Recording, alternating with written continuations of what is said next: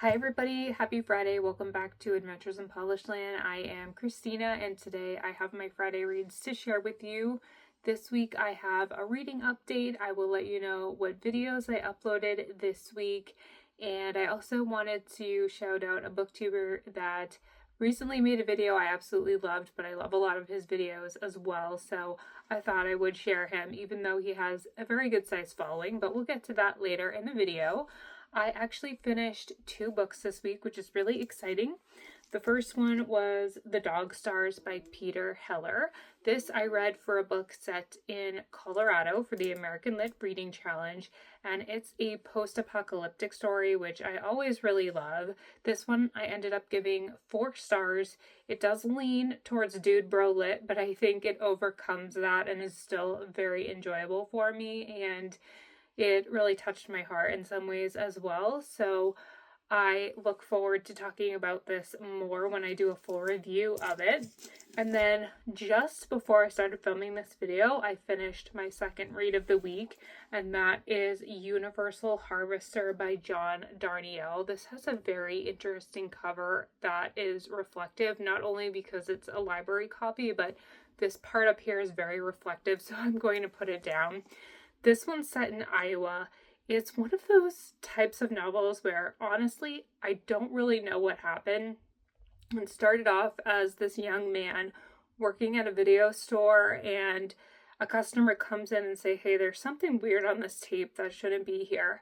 And he kind of brushes it off. And then another customer comes in and says, hey, there's something on this tape that shouldn't be here. And it turns out someone is splicing in these really weird and creepy video clips into other movies, and the book goes from there. And it's one of those shorter novels that so much happens and it all feels disconnected and you're waiting for it to click at the end. And honestly, I'm not sure it fully clicked for me, but nonetheless, I had an amazing time reading the book. It was short, fast-paced, kept me turning pages. I think I'm going to give it a 4-star rating.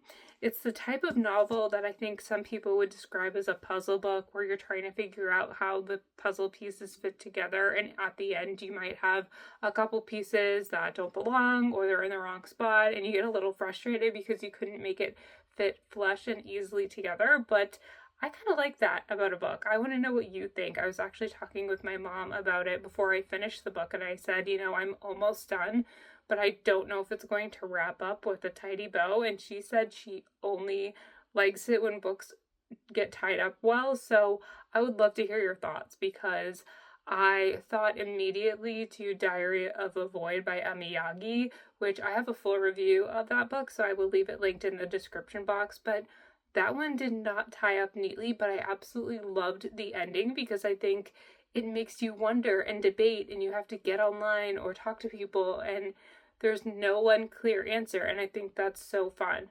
But I know other people really want everything to be explained with a nice info dump at the end. I'm just not that way. So next I will be picking up one of these 2 books from my April TBR. Both are from the library. I have A Lesson Before Dying by Ernest J. Gaines, and then I have Better Luck Next Time by Julia Claiborne Johnson.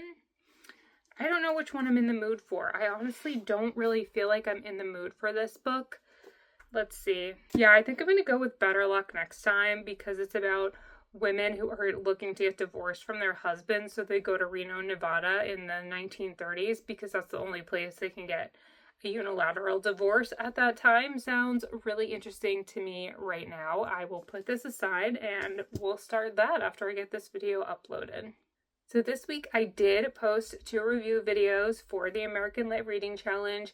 The first one was How to Commit a Postcolonial Murder by Nina McConaughey. That one is set in Wyoming. And then I also posted my thoughts on Yellowface by R.F. Kuang, which is set in Washington, D.C. And as for the booktuber that I wanted to shout out, it is Eric Carl Anderson. He does have quite a big following here on Booktube, but if for some reason you don't know who he is, I highly recommend checking out his channel.